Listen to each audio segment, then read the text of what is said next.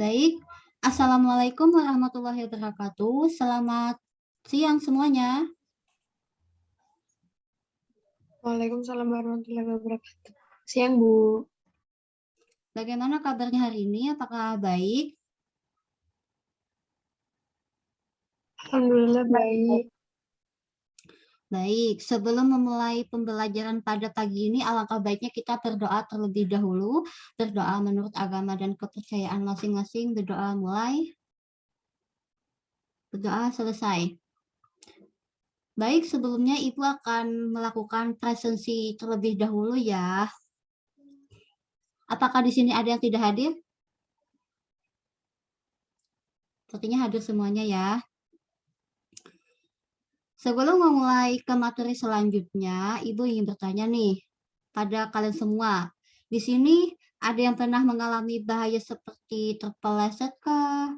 Atau tertusuk jarum, tertusuk pisau, tersayat pisau, atau kena gas beracun?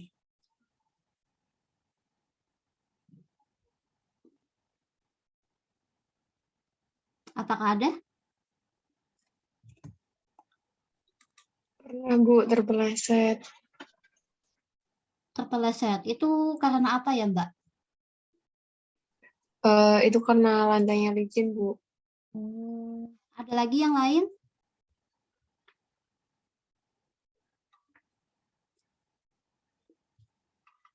Halo, ada yang lain lagi nih? Seperti terpeleset, tertusuk jarum, luka gores, ada nggak nih?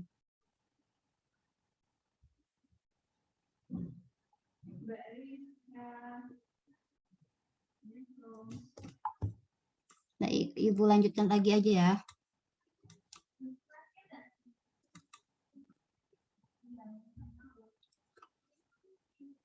Tujuan pembelajaran hari ini adalah, maaf sebelumnya. Materi kita hari ini adalah tentang hajar atau bisa disebut dengan potensi bahaya. Tujuan pembelajaran pada siang ini adalah yang pertama memahami tentang hajar atau potensi bahaya. Dan yang kedua mengetahui bahaya tempat kerja dan cara menanganinya. Dan yang ketiga adalah memahami tentang potensi bahaya, risiko, dan identifikasi bahaya. Selanjutnya adalah tentang pengertian hajar. Apa sih itu hajar? Ada yang bisa menyebutkan tidak?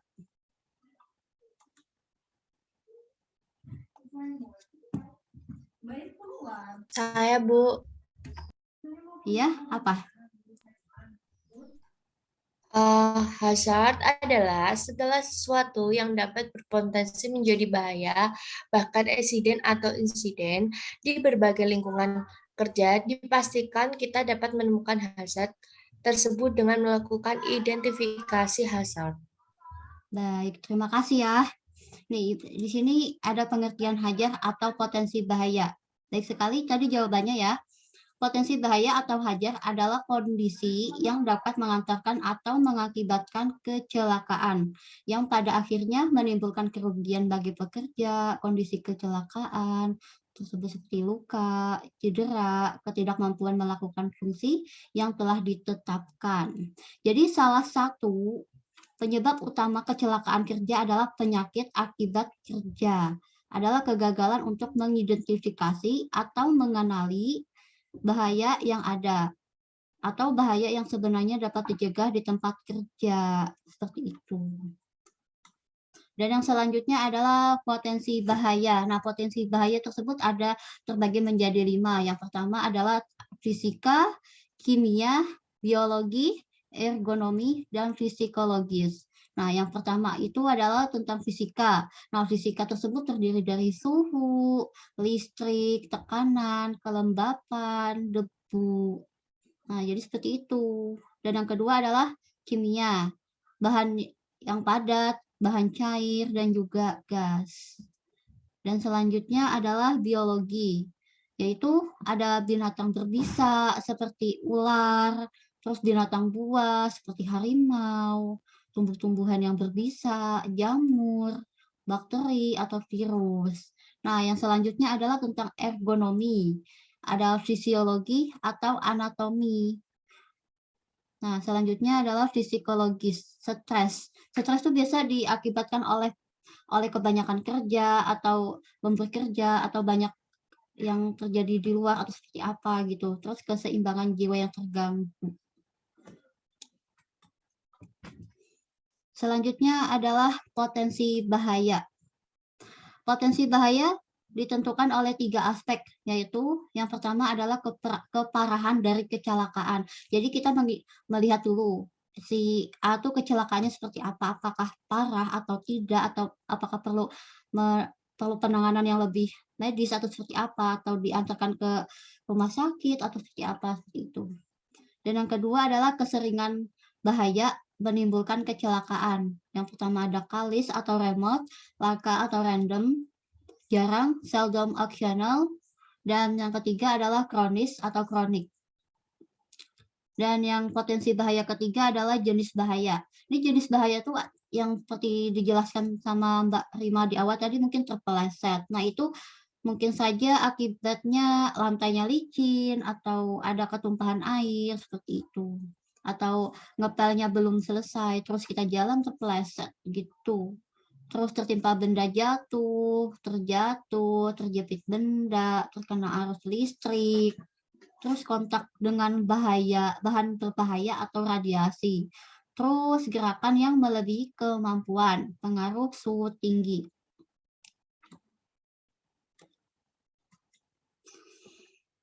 Yang selanjutnya adalah tanda-tanda adanya bahaya. Yang pertama adalah riwayat insiden atau kecelakaan. Jadi riwayat insiden itu tuh kita melihat dari awal terjadinya kecelakaan itu seperti apa, kronologinya seperti apa, TKP-nya itu seperti apa. Ada human error atau kerusakan alat, kesalahan prosedur, lingkungan, dan lain-lain. Berarti kita harus mengidentifikasi dulu kecelakaannya. Yang kedua adalah gejala adanya bahaya. Berupa insiden yang berulang, operasi terputus, biaya yang berlebihan, pemakaian tenaga yang berlebihan, banyak bahan yang terbuang, keluhan karyawan, keluhan masyarakat, prosedur tak keruan, atau interference, catatan rumah sakit, keterlambatan, dan penundaan-penundaan. Yang ketiga adalah tentang langsung diketahui potensinya, berupa peralatan atau sistem yang memang sudah jelas potensi bahayanya, walaupun bahaya itu tak pernah mengalami kecelakaan. Identifikasi bahaya. Jadi, identifikasi bahaya adalah upaya untuk mengetahui, mengenal, dan memperkirakan adanya bahaya pada suatu sistem, seperti peralatan, tempat kerja, proses kerja, prosedur, dan lain-lain. Jadi, kita mengidentifikasi bahaya yang pertama adalah mendiagnosa dan menemukan sumber bahayanya. Terus yang kedua adalah mengenal proses atau urutan aktivitasnya. Dan yang ketiga, memperhatikan kemungkinan sebab-sebab dan akibatnya. Manfaat identifikasi bahaya adalah yang pertama, mengetahui bahaya-bahaya yang ada. Jadi kita harus mengetahui dulu saat kita bekerja bahaya apa yang bakal terjadi pada saat kita bekerja. Jadi kita harus mengantisipasi seperti itu. Dan yang kedua adalah mengetahui potensi bahaya tersebut, baik akibat maupun frekuensi yang terjadinya. Dan yang ketiga, mengetahui lokasi bahaya. Dan yang keempat, menunjukkan bahwa bahaya-bahaya tertentu telah diberikan perlindungan. Jadi kita harus memastikan dulu bahwa kita dapat mencegah sebelum melakukan pekerjaan. Yang kelima adalah menunjukkan bahwa bahaya-bahaya tertentu tidak akan menimbulkan akibat kecelakaan sehingga tidak perlu diberikan perlindungan. Yang keenam adalah analisis lebih lanjut. Jadi manfaatnya adalah kita harus benar-benar mendetail kayak dari TKP, dari awal bahayanya terjadi sampai dapat penanganan dan penanggulangannya seperti apa. Selanjutnya adalah tentang teknik identifikasi bahaya. Yang pertama adalah bahaya pemula atau initiating hazard, Bahaya yang menjadi asal mula yang memungkinkan timbulnya bahaya penunjang dan bahaya primer. Dan yang kedua adalah bahaya penunjang atau disebut dengan contributory hazard. Bahaya yang menunjang, mendukung atau yang menjadi perantara timbulnya bahaya primer setelah adanya bahaya pemula. Dan yang ketiga adalah bahaya primer atau primary hazard. Bahaya yang langsung menjadi sebab timbulnya kecelakaan maupun kerugian.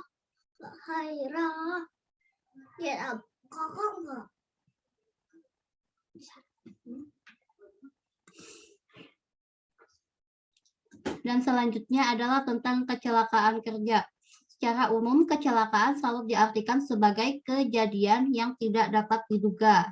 Kecelakaan kerja adalah suatu kejadian yang jelas tidak dikehendaki dan seringkali tidak terduga. Semula yang dapat menimbulkan kerugian baik waktu, harta, benda, atau baik properti maupun korban. Itu terjadi di dalam suatu proses kerja industri atau yang berkaitan dengannya. Sampai sini masih ada yang ingin ditanyakan?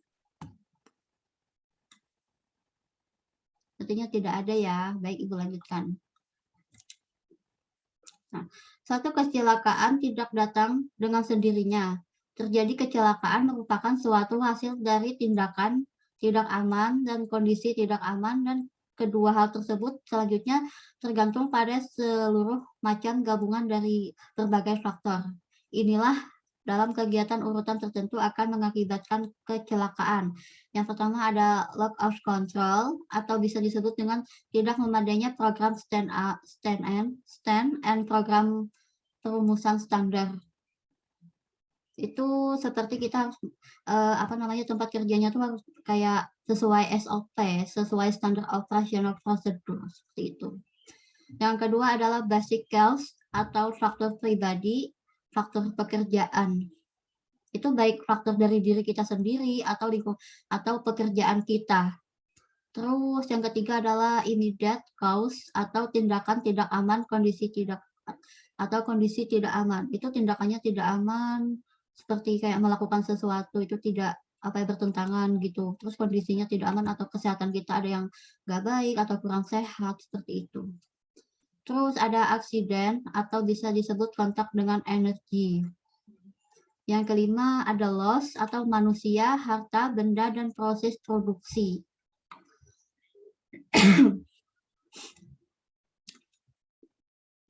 Selanjutnya adalah tentang jenis-jenis kecelakaan di tempat kerja. Misal, ini kan ada terpeleset. Mungkin tadi terpeleset itu karena lantainya yang licin, atau masih basah, terus kita lalui terus jatuh, atau ada minyak, segala macam. Terus tertimpa objek. Ini mungkin dari atas ya, mungkin ada kotak-kotak, terus kita lewat, terus kena jatuhan. Luka gores ini biasa terjadi karena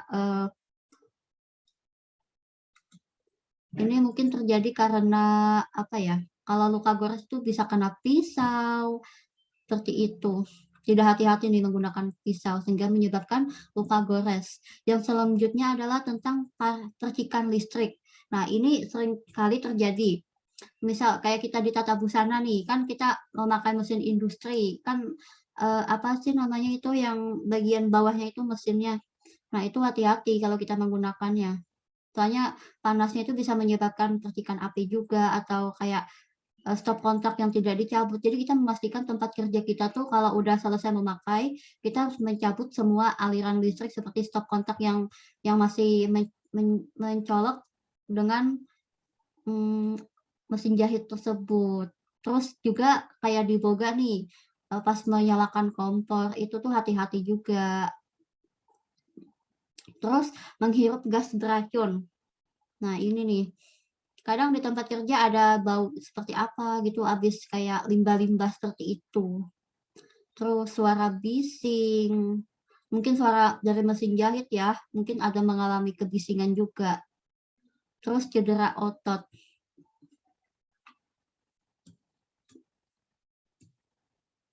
Baik, Ibu akan menampilkan beberapa video tentang kecelakaan kerja nih ya. Mohon disimak ya, baik-baik.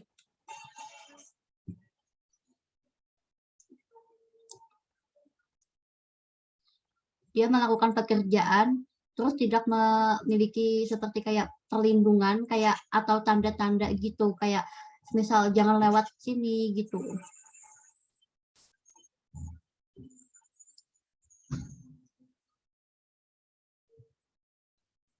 Ini yang seperti aliran listrik tadi, bisa menyebabkan kebakaran, bahaya nih. Jadi bagaimana kita mengantisipasi percikan listrik itu saat dalam bekerja. Ini seperti jejatuhan. Jadi kita saat bekerja itu melihat dulu ya, kanan kiri atas bawah.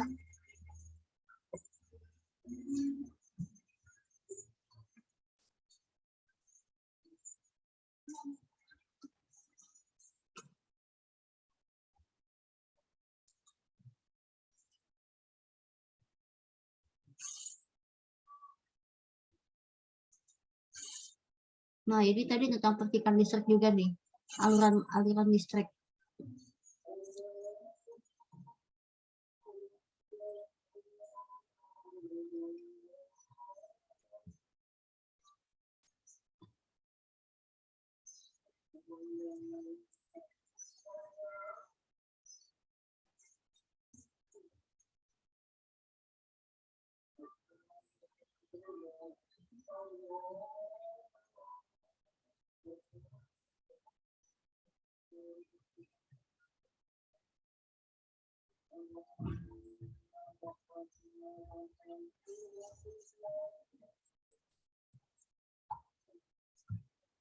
Nah, ini terjatuh nih.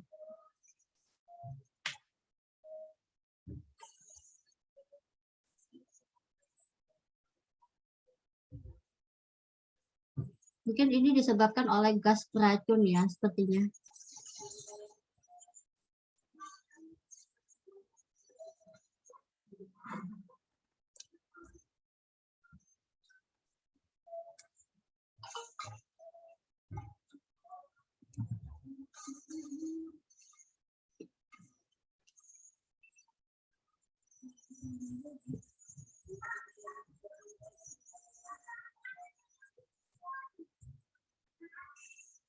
Ini jenis kecelakaan kerja terjatuh.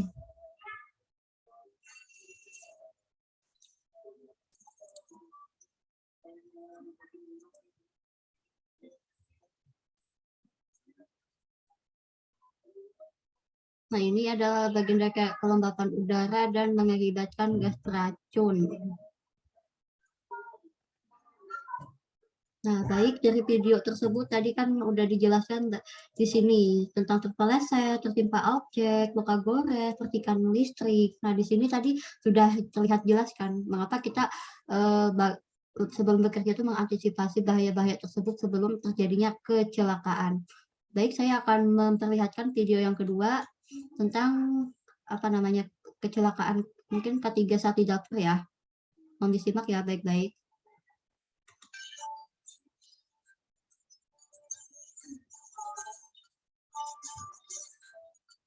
Nih, apa saja sih bahaya yang ada di dapur? Yang pertama ada kimia, listrik, api, dan trauma.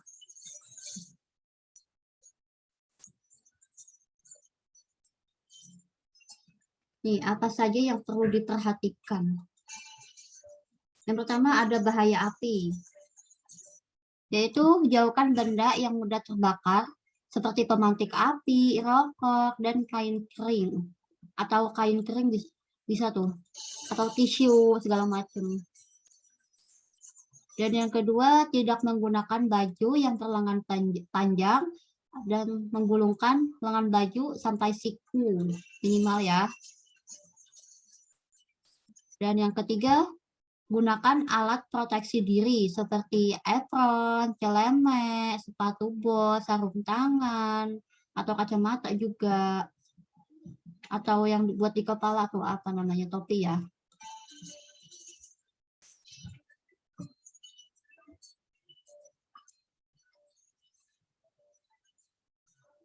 Yang kedua adalah bahaya listrik. Apa saja sih bahaya listrik? Yang pertama, jauhkan benda yang bermuatan dari lokasi mudah basah.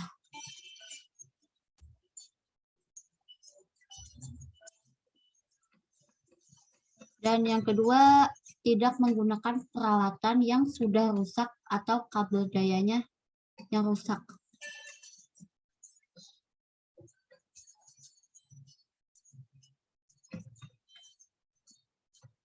Yang ketiga adalah bahaya kimia.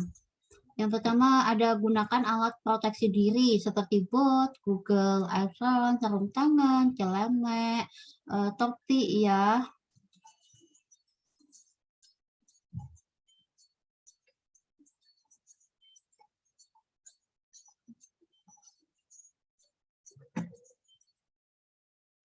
Yang keempat adalah tentang bahaya trauma. Yang pertama, bahaya trauma tumpul, kecelakaan kerja oleh benda tumpul, seperti kayak apa ya, yang pisau tumpul atau apa ya, kayak tiang atau kena spatula seperti itu. Dan yang kedua adalah tentang trauma tajam. Kecelakaan benda tajam itu meliputi kayak pisau atau gunting, jarum, seperti itu. Dan yang ketiga adalah self lifting atau ketika kita mengangkat benda, gunakan postur yang benar atau gunakanlah alat bantuan. Seperti yang ini nih, kita kan misal kayak mengangkat gas itu kita perlu juga kayak dorongan seperti stroller gitu.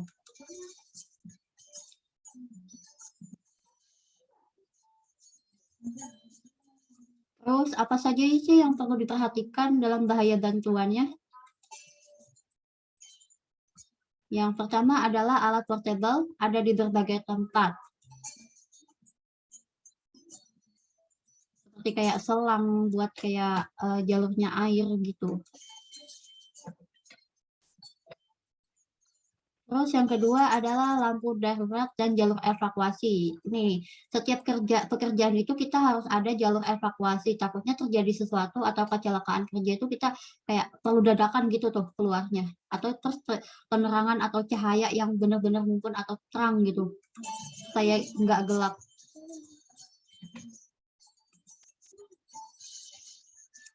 Nih, tentang pakaian pelindung atau APD di tempat sini. Yang pertama ada topi di sini nih topi. Dan yang kedua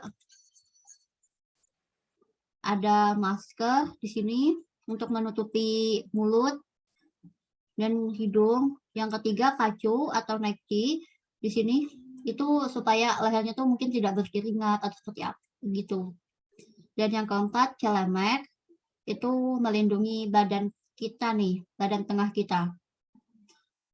Terus yang kelima ada jaket itu untuk tubuh kita.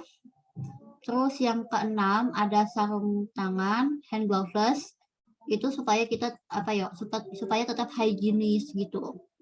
Yang ketujuh ada lap atau towel, mungkin secara dadakan kita mau ngelap sesuatu atau benda gitu. Yang kedelapan ada sepatu kerja. Ini untuk melindungi kaki kita dari apa ya, alas bawah gitu. Tapi menyesuaikan juga sama tempat kerja, entah menggunakan sepatu cats atau sepatu bot seperti itu. Sama juga dengan topi, tergantung tempat kerjanya juga, entah menggunakan helm atau topi kayak topi tambang seperti itu atau topi koki gitu.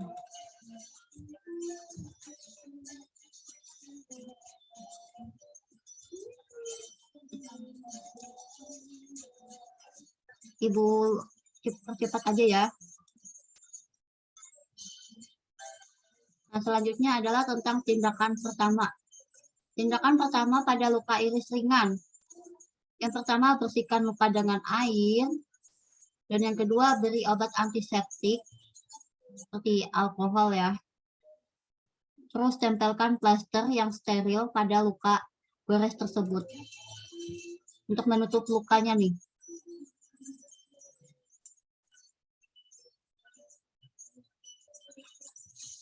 Tindakan pertama pada luka iris panjang. Yang pertama kita cuci dulu tangan kita dengan air mengalir atau air bersih. Terus beri obat antiseptik. Dan yang ketiga, tempelkan plester yang steril pada luka. Atau yang langkah terakhir adalah bawa ke rumah sakit atau bila memerlukan jahitan.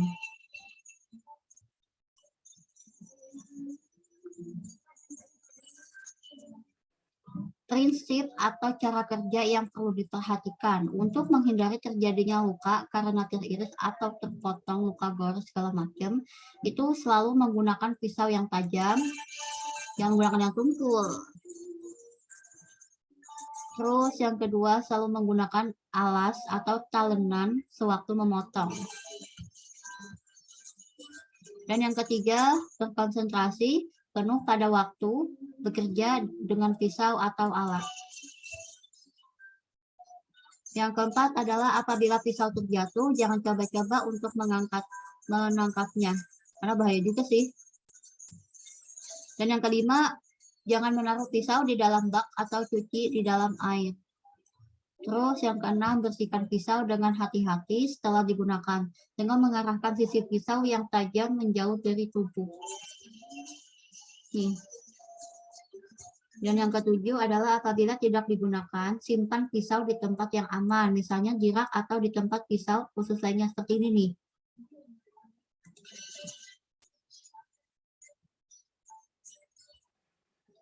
Baik, dari video tersebut Ibu cukupkan dulu ya. Kita lanjut ke materi selanjutnya. Yaitu tentang risiko atau risk. Risiko adalah kemungkinan bahwa bahaya atau cedera karena suatu bahaya yang akan terjadi pada individu tertentu atau kelompok. Ukuran dari risiko tergantung pada seberapa mungkin bahaya tersebut membahayakan dan kekuatannya. Risiko adalah probabilitas atau kemungkinan dari suatu efek buruk tertentu untuk terjadi. Penilaian risiko adalah proses evaluasi risiko-risiko yang diakibatkan adanya bahaya dengan memperhatikan kecukupan pengendalian yang dimiliki dan menentukan apakah risiko dapat diterima atau tidak. Nah, yang selanjutnya adalah ini yang ada di tempat kerja, mungkin di sini ada nih. Makna-makna rambu dari K3. Yang pertama, segitiga kuning artinya bahaya atau peringatan. Bulat biru artinya perintah atau instruksi keselamatan. Bulat miring itu artinya larangan. Yang kotak merah keselamatan kebakaran atau peralatan pemadam kebakaran. Yang hijau kotak ini adalah kondisi aman atau tanggap darurat. Baik, apakah ada yang ingin ditanyakan? Kalau tidak ada, Ibu yang ingin bertanya nih ya. Jelaskan pengertian dari hajar. Ada yang bisa menjawab?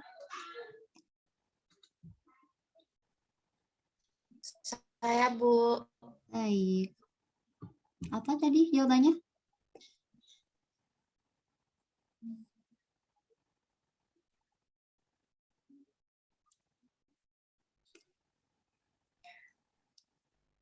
Hazard adalah segala sesuatu yang dapat berpotensi menjadi bahaya, bahkan eksiden atau insiden di berbagai lingkungan kerja. Dipastikan kita dapat menemukan hazard tersebut dengan melakukan identifikasi. Baik, terima Itu, kasih Bu. ya jawabannya. Terima kasih sudah menjawab ya. Nih, selanjutnya Ibu ingin bertanya lagi nih. Sebutkan macam-macam kecelakaan kerja, baik di bidang boga atau busana. Ada yang bisa menjawab tidak nih? Sudah Ibu jelaskan tadi. Saya, Bu. Baik. Macam-macam kecelakaan kerja itu terset pisau, terus terpeleset, terkena jarum, kalau di bidang busana, seperti itu, Bu. Oh, baik. Terima kasih ya sudah menjawab tadi menyimak materi dari Ibu. Nah, tadi kan udah disebutkan tentang macam-macam kecelakaan kerja. Ada tersayat pisau, ada terpeleset, ada luka gores. Nah, Ibu ingin bertanya nih. bagaimana cara penanganan jika terkena luka gores? Ada yang bisa menjawab? Saya, Ibu. Baik, Yang pertama, cuci tangan dengan sabun antibakteri. Kemudian bersihkan luka dengan sabun berbahan lembut dan air selama 5 menit. Yang ketiga, bila terjadi pendarahan, beri tekanan pada luka selama 10 menit untuk menghentikannya. Dan yang terakhir, oleskan petroleum gel untuk menjaga luka agar tetap lembab. terima kasih sudah menjawab ya. Benar sekali itu. Salah satu penanganannya. Baik, Mas, ada yang ingin ditanyakan lagi tidak? Atau ada yang ingin bertanya pada Ibu? Cukup, Bu. Cukup. Baik. Kalau udah cukup, nah kesimpulan kita pada materi kita hari ini adalah hazard atau identification dengan risk assessment. Risk assessment adalah penilaian risiko, merupakan dasar pengolahan keselamatan dan kesehatan kerja modern. Program keselamatan dan kesehatan kerja disusun berdasarkan tingkat risiko yang ada di lingkungan kerja. Setiap bahaya dengan kondisi risiko bagaimanapun diharapkan untuk dihilangkan atau diminimalkan sampai pada batas yang dapat diterima. Baik, dari materi kita hari ini, Ibu cukupkan saja ya, mengingat waktu kita sudah mau habis. Terima kasih sudah hari ini. Ibu cukupkan ya. Wabillahi taufiq wal hidayah. Wassalamualaikum warahmatullahi wabarakatuh. Terima kasih. Salam. Waalaikumsalam warahmatullahi wabarakatuh.